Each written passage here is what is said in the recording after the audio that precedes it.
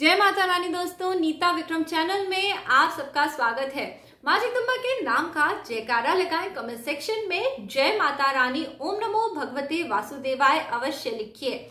आपके जीवन के हर प्रकार के कष्ट दूर होंगे और जीवन में आपको तरक्की सफलता जरूर मिलेगी। गुरु ब्रह्मा गुरु विष्णु गुरुदेवो महेश्वरा, गुरु साक्षात परम ब्रह्मा, तस्मै श्री गुरुवे नमः। आप सब समझ गए होंगे आज हम क्या बात करने वाले हैं। गुरु जी ब्रह्मा हैं, गुरु ही विष्णु हैं और गुरु ही साक्षात शिव हैं। गुरु पर ब्रह्म है। गुरु का पूजन करने मात्र से आपके जीवन में मृत्यु तुल्य कष्टों से आपको मुक्ति मिलती है। गुरु पूर्णमासी का दिन साल भर में एक बार आता है। इस दिन पे आपको अपने गुरु का आशीर्वाद, उनकी कृपा जरूर प्राप्त करनी चाहिए। परंतु यदि गुरु किसी और शहर में रहते हैं या आप किसी और शहर में रहते हैं तो पूजा पाठ कैसे करें? गुरु पूर्णमासी के दिन पे ऐसा क्या करा जाए जिससे कि गुरु की साक्षात कृपा आपको प्राप्त हो जाए? ये सभी बातें आज इस वीडियो में आपको बहुत विस्तार से बताऊंगी, क्योंकि आषाढ़ी पूर्णमासी आने वाली है। कब है?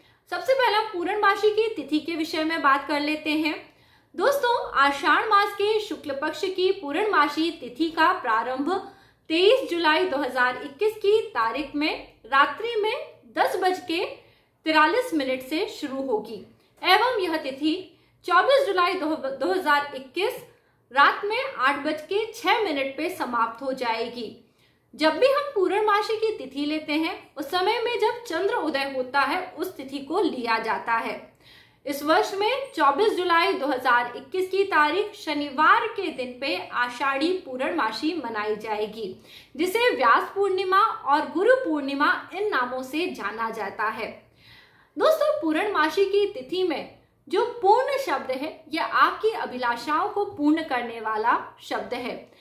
मानव जीवन में हमें पूर्णता का अनुभव अपने मन से होता है। जिसके मन में पूर्णता का भाव होता है, हर प्रकार की खुशी होती है, वो इंसान बहुत ही खुश नसीब है। इसके विपरीत जो किसी ना किसी चीज को लेके परेशान है, जिन्हें लगता है हमारी ये इच्छा पूरी नहीं हुई या हमारे जीवन में कोई कमी है, उन्हें कहीं ना कहीं पूर्णमासी का व्रत जरूर करना चाहिए।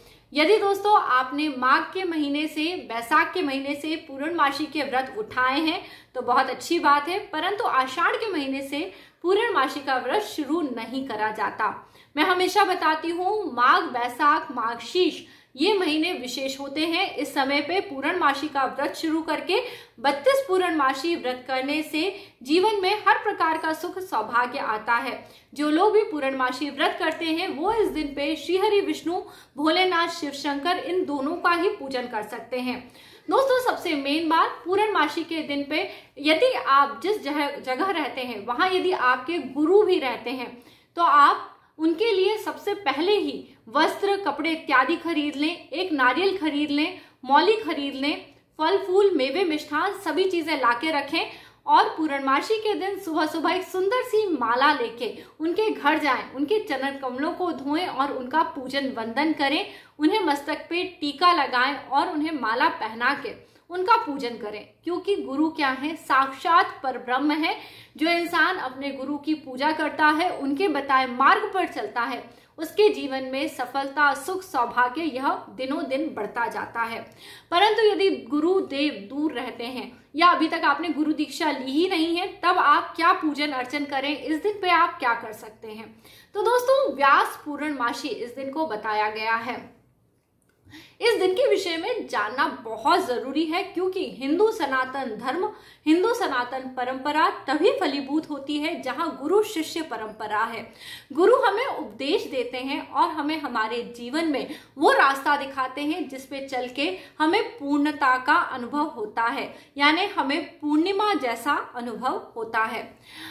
दोस्तों, वेद व्यास जी जिन्होंने महाभारत की रचना करी, उनका जन्म आषाढ़ शुक्ल पक्ष की पूर्णमासी की तिथि पे हुआ था। उनके पिता का नाम ऋषि पाराशर था और उनकी माता का नाम सत्यवती था। जब वेदव्यास जी का जन्म हुआ तब वह अपने आश्रम से निकलकर बद्री वन में तपस्या करना जाना चाहते थे। उनकी माता उन्हें रोकने लगी। इस पर उन्होंने अपनी माँ को यह आश्वासन दिया कि जब भी उनकी माँ उन्हें याद करेंगी सच्चे मन से तो वो वापस आ जाएंगे, और ऐसा कह के वो घोर तपस्या करने के लिए निकल गए। माता सत्यवती अपने घर पे रह के अपने पुत्र के आगमन की प्रतीक्षा करने लगी। भगवान वेदव्यास जी का जन्म क्योंकि यमुना नदी के द्वीप पर हुआ था, इसलिए इनका नाम कृष्ण द्वैपायन ऋषि भी कहा गया, और इन्होंने बद्री वन में रह के घोर तपस्या करी, इसलिए इन्हें बद्री नारायण व्यास के नाम से भी बुलाया गया। दोस्तों, ऋषि अपने आप में पूर्ण ब्रह्म का रूप थे। उन्हें सभी प्रकार से वेदों का ज्ञान था, पुराण, इतिहास, ब्रह्म तत्व इत्यादि का ज्ञान था। परंतु जैसे जैसे ऋषि ने मनुष्यों की आयु क्षीण होती देखी, तब उन्हें यह एहसास हुआ कि धीरे धीरे वेद लुप्त हो रहे हैं। तब वेदव्यास जी ने स्वयं 18 पुराणों की रचना करी। उन्होंने चारों वेदों के विषय में भी बताया और उन्होंने महाभारत की भी रचना करी। महाभारत को 5वां वेद माना जाता है, इसलिए इस दिन पे स्वयं वेदव्यास जी का पूजन करने से आपके जीवन के कष्ट दूर होते हैं। देखिए, मनुष्य जीवन में सबसे बड़ी हानि यही है कि जीवन ही न रहे, यानी मनुष्यों के आयु की हानि होने लगे। इसके अलावा आप जो कर्म करते हैं उनमें आपको सफलता मिले, आपका धन बढ़े, आपका मान सम्मान बढ़े, जीवन में आपके कार्य बनने लगे, इसके लिए आपको हमेशा अच्छे कार्य करने चाहिए। मनुष्यों को हमेशा वेद पुराणों का अनुसरण करते हुए शुभ कार्यों को करना चाहिए, जिससे कि उनके जीवन में उन्हें सदैव तरक्की प्राप्त होती है। वेदव्यास पूर्णमासी के दिन पे जो लोग चाहते हैं उनके जीवन में धन, मान सम्मान इत्यादि बढ़े, उन्हें इस दिन पे तुलसी के पौधे का पूजन भी अवश्य करना चाहिए, क्योंकि स्वयं श्रीहरि विष्णु भगवान तुलसी के पौधे में वास करते हैं। तुलसी जी के सामने देसी घी का दीपक जला के इनका पूजन करना चाहिए। अपने सभी वीडियोस में दोस्तों मैं आपको पूर्णमासी व्रत की विधि विस्तार से बताती हूँ।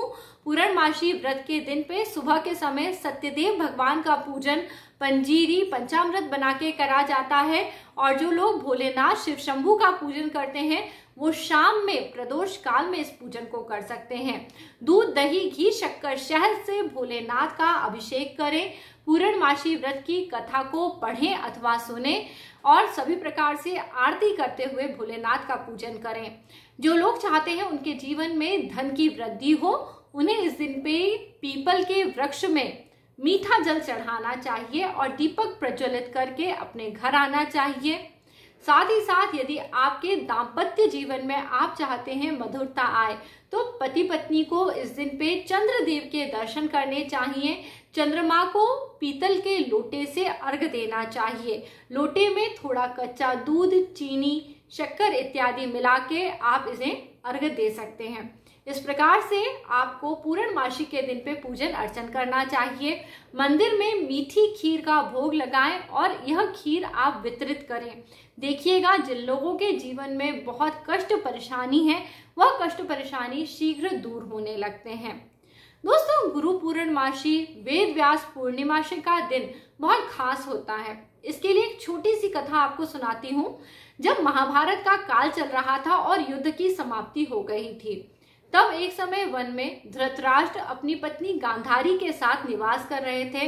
अपने 100 पुत्रों को याद करके, और जो लड़ाई में उनके साथ के कई रिश्तेदार उस लड़ाई में मर गए थे, उनको याद करके वो बहुत व्यथित हो गए।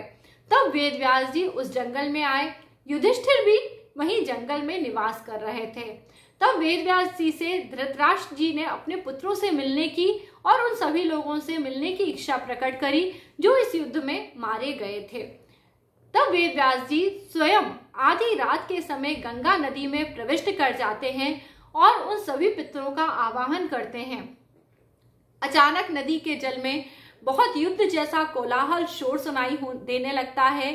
सभी जो भी लड़ाई के लिए धृतराष्ट्र के पुत्र गए थे या युधिष्ठिर की सेना के जो लोग गए हुए थे, सभी उस नदी में से निकल के वहां पे आ जाते हैं। बहुत ही दिव्य देहधारी वह सभी योद्धा प्रकट हो रहे थे और उनको देख के धृतराष्ट्र के मन को शांति और सुकून की प्राप्ति होती है। अब वो दिव्यधारी देहधारी जितने भी लोग थे हर प्रकार के लोभ और कामना से मुक्त हो चुके थे। इस प्रकार से उन सब लोगों के दर्शन स्वयं वेदव्यास जी के द्वारा धृतराष्ट्र, युधिष्ठिर और गांधारी माता को कराए गए और उसके बाद सुबह होने से पहले वह सभी पितृ दोबारा उसी नदी में प्रविष्ट हो गए और वहां से लुप्त हो गए। इस प्रकार दोस्तों गुरु दर्शन की महिमा है। यदि आपके जीवन के कोई बहुत बड़े कष्ट संकट हैं और नियमित आप अपने गुरु का पूजन अर्चन करते हैं और यदि आप अपने गुरु से अर्चना कर देते हैं तो आपके गुरु आपको उस बहुत भारी कष्ट से भी मुक्त करा देते हैं। तो जिन लोगों ने गुरु बनाए हैं उन्हें अपने गुरु का नित्य ध्यान करना चाहिए। दोस्तों ऐसा कहा जाता है भगवान आदि शंकराचार्य जी और महामंडन मिश्र जी को भी भगवान वेदव्यास जी के स्वयं दर्शन हुए थे। उन्होंने उन्हें दर्शनों में अपना ज्ञान प्राप्त करा। भगवान वेदव्यास जी को अजर अमर बताया जाता है। उनका पूजन अर्चन करने मात्र से आपके जीवन के बड़े बड़े कष्ट संकट दूर हो जाते हैं। तो जिन लोगों ने भी इस दिन पे गुरुदेव बनाए हुए हैं वह अपने गुरु का पूजन करें और यदि अभी तक आपने गुरु नहीं बनाए हैं तो आप नारियल, रोली, मोली यह सभी चीजें लेके भगवान वेदव्यास जी का आवाहन करें, उनका पूजन अर्चन करें। भगवान की पूजन अर्चन करना उनके प्रति अपनी श्रद्धा भक्ति को दिखाता है। इसमें दोस्तों किसी प्रकार का कोई ऐसा टोना टोटका उपाय करने की आपको कोई जरूरत नहीं है। सिर्फ आप चाहें तो आज से शुरू करके पुरुष सूक्त का पाठ आप लगातार 40 दिन या 43 डेज करिए। देखिएगा आपके जीवन में बहुत बहुत बड़ा कोई परिवर्तन जो आप सोच रहे होंगे वो जरूर हो जाएगा, क्योंकि पूर्णमासी के दिन की अपनी अद्भुत महिमा है। इस दिन से यदि कोई कार्य शुरू करा जाता है तो उसके शुरू करने मात्र से अद्भुत फल की प्राप्ति होती है।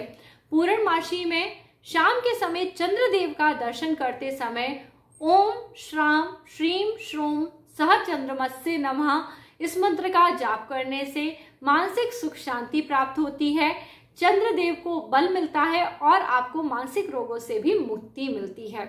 इस प्रकार से दोस्तों आषाढ़ी पूर्णमासी का जो व्रत है यह आपको करना है।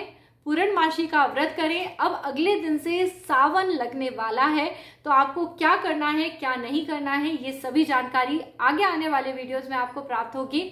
आज का वीडियो यदि अच्छा लगा है तो इसे लाइक करना। और मैं हूं आपकी एस्ट्रोलॉजर दोस्त नीता विक्रम। यदि आप अपनी कुंडली पे मुझसे कोई पेड प्रेडिक्शन लेना चाहते हैं, फीस देके आप अपनी कुंडली का मुझसे कंसल्टेशन कराना चाहते हैं तो उसके लिए मेरे व्हाट्सएप नंबर पे आप मुझसे कनेक्ट कर सकते हैं। इस वीडियो के नीचे पहले कमेंट में मेरा व्हाट्सएप नंबर दिया हुआ है। और आज का वीडियो यदि आपको पसंद आता है, अच्छा लगता है तो इसे लाइक जरूर करिए। अगला वीडियो लेके आपसे जल्दी ही मिलूंगी। जय माता रानी दोस्तों।